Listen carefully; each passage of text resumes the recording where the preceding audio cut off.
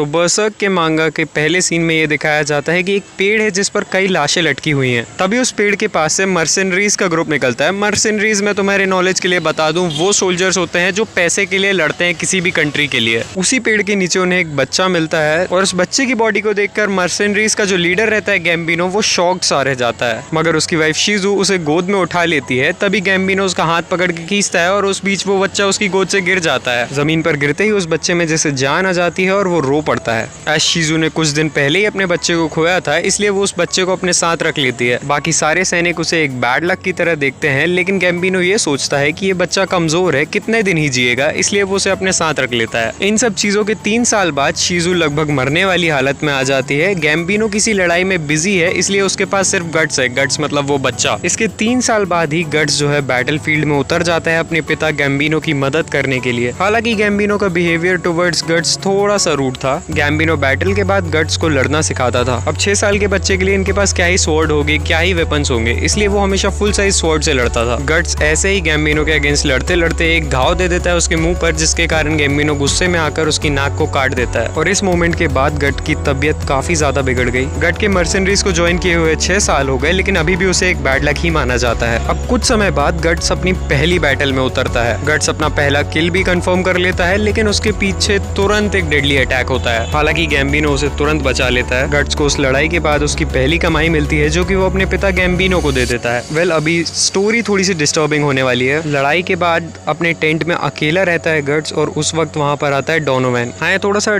अजीब है, but guts का रेप होता है उस वक्त टेंट में। डोनोवैन उसे ये बताता है कि गैम्बिनो ने सिर्फ 3 सिल्वर कॉइन्स के लिए उसे एक रात के लिए रख दिया था, बेच दिया था।